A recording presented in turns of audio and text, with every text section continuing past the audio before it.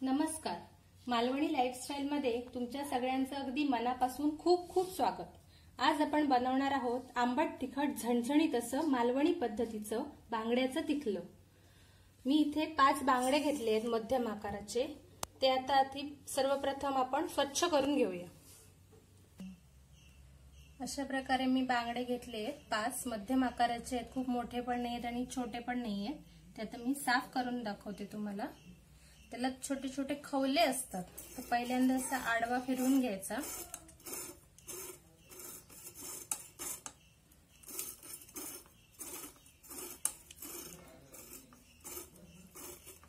खवळे निघाले पाहिजेत त्याचे, नाहीतर ते तिखल्यामध्ये किंवा कालवणामध्ये उतरतात.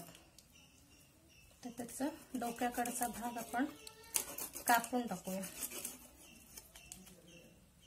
आणि त्याच्या आतमध्ये जी घाण असते ती साफ करून घ्यायची. बाजूला असे छोटे छोटे कल्ले असतात ते काढून टाकायचे.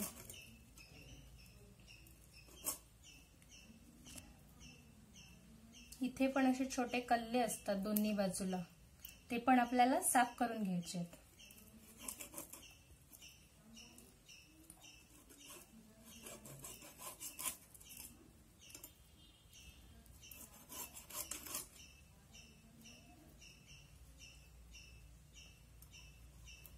आणि 2 कट मारून घेणार आहे मी.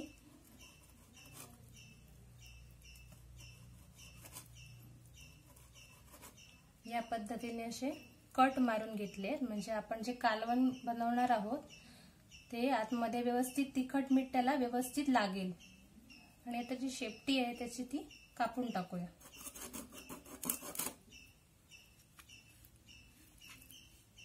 यातून एक दाखवते. खवळं काढून टाकायची व्यवस्थित.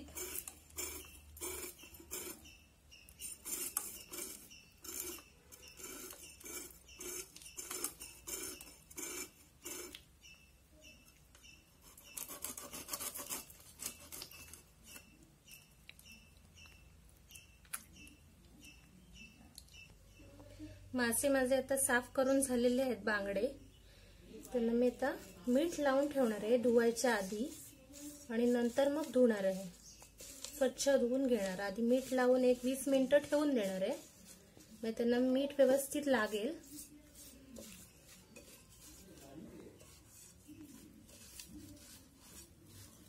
म्हणजे 20 मिनिटं ठेवून देऊया. मासे मी साफ करून स्वच्छ करून त्याला मीठ लावून ठेवलंय 20 मिनिटासाठी. आता आपण वाटण करून घेऊया तोपर्यंत. त्याच्यासाठी मी साहित्य जे घेतलंय ते तुम्हाला सांगते. ओलं खोबरं आहे ते 1 वाटी घेतलंय. 1 चमचा धणे, मीठ, चिंच भिजत घातलीये. त्याच्याऐवजी तुम्ही आमसूल पण वापरू शकता. चिंच असेल तर चिंच किंवा आमसूल. आणि त्रिफळ किंवा तिरफळ म्हणतात, ती खास बांगड्यासाठीच वापरली जातात. अशा प्रकारची ती एक 5-6 भिजत घालून घ्यायची आणि ती चिंचेबरोबरच वाटून घ्यायची. कांदा घेतला चिरलेला, थोडासाच कांदा वापरायचा. आणि काळी मिरी घ्यायची, एक 5 काळी मिरी. आमची घरगुती काळी मिरी आहेत ती घेतलीत मी इथे. आणि काश्मीरी बेडगी मिरची आहे, एक 7-8 मिरच्या घेतल्या. त्या मी भिजून घेतलेल्या आहेत, म्हणजे वाटायला सोप्या जातात आणि रंग पण त्याचा छान येतो लाल. जर लाल मिरच्या नसतील तर तिखट पण वापरू शकता तुम्ही, लाल तिखट. आता आपण हे सगळं वाटून घेऊया मिक्सरमध्ये. आता आपण खोबऱ्याचं त्याच्यासाठी वाटण करून घेऊया. वाटीभर खोबरं, धणे घेतले चमचाभर ते मी घालते. कांदा, काळी मिरी आणि मिरच्याचे जे देठ असतात, नेकी असतात, ती काढून टाकली आहेत मी.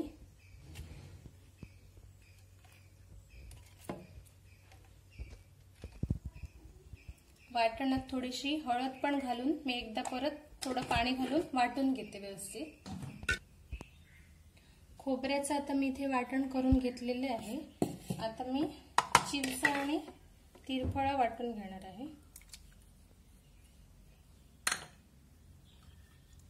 5-6 तिरफळं आणि चिंच वाटून घेऊया।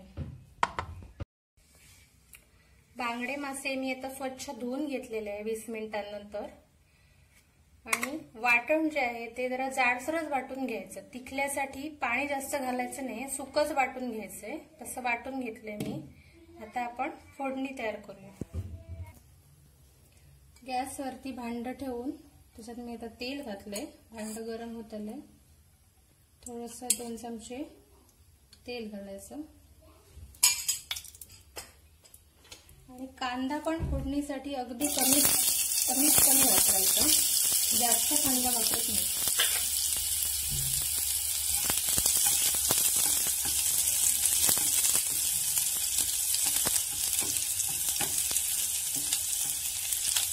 तरी मालवणी पद्धतीत पारंपरिक जी पद्धत आहे पिठलं करायची त्याच्यात लसूण वगैरे वापरत नाही, कांदा वापरला जातो आणि तो सुद्धा अगदी थोडासा वापरतात फोडणीसाठी। कांदा थोडासा तामसर झालेला आहे तर मी वाटण घालून घेते त्याच्यावरती।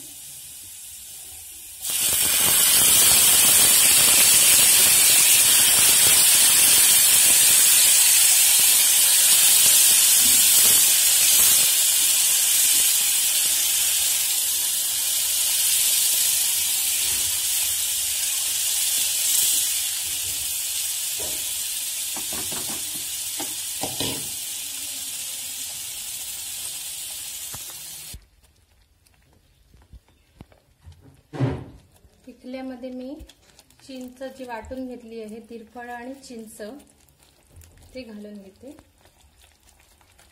पिठलं करताना ते आंबट आणि तिखट असं झालं पाहिजे, झणझणीत।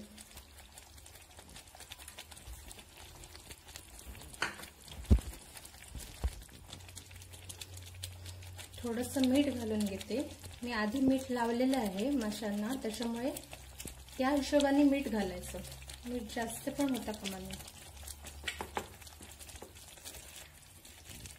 आणि पातळ पण करायचं नाही ते पाणी घालून, मी जास्त पातळ नाही केलंय। तुम्हाला जर पाणी अजून पाहिजे असेल तर तुम्ही घालू शकता, पण पिठलं करताना ते असं सुक्या पद्धतीनेच केलं जातं। पहिला उकळी आली की आपण त्याच्यात मासे सोडू।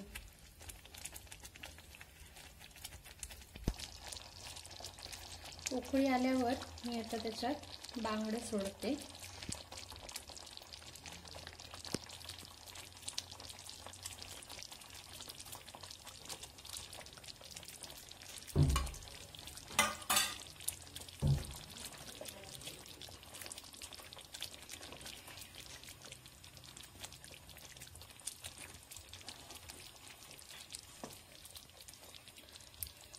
आणि मासे शक्यतो जास्त ढवळायचे नाहीत, मग ते नाजूक असल्यामुळे त्याचे काटे सुटायला लागतात। किंवा नुसतं हलवून घेतलं तरी चालतं।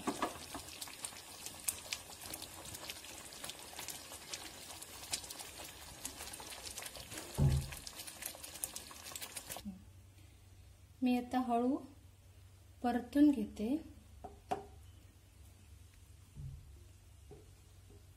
सावकाश घ्यायचे नाहीतर ते तुटतात। मी गॅस विझवून टाकलाय आता। आता आपलं बांगड्याचं तिखलं खाण्यासाठी तयार आहे। आपला बांगडा पण चांगला व्यवस्थित शिजून आलाय आणि हे जास्त वेळ ठेवायचं नाही, एक 3-4 मिनिटच उकळी आल्यानंतर गॅस ऑफ करून टाकायचा, कारण जर तुम्ही जास्त ते शिजवलात तर काटे सुटतात आमटीमध्ये किंवा तिखल्यामध्ये। आपलं झणझणीत अस्सल मालवणी बांगड्याचं तिखलं खाण्यासाठी आता तयार आहे। तुम्ही ते भातासोबत, भाकरीसोबत किंवा चपातीसोबत पण खाऊ शकता। तुम्ही ते पाहू शकता की त्याला तिखल्याला आपला रंग पण किती छान आलाय आणि चव पण झणझणीत मस्त आली आहे। हे मालवणी तिखलं तुम्ही सुद्धा नक्की ट्राय करा। माझी रेसिपी तुम्हाला कशी वाटली हे मला नक्की कमेंट करून कळवा। आणि हो, तुम्हाला जर हा व्हिडिओ आवडला असेल तर लाईक करा, मित्रांबरोबर शेअर करा आणि अशाच नवीन छान व्हिडिओसाठी माझ्या चॅनेलला सबस्क्राईब करा।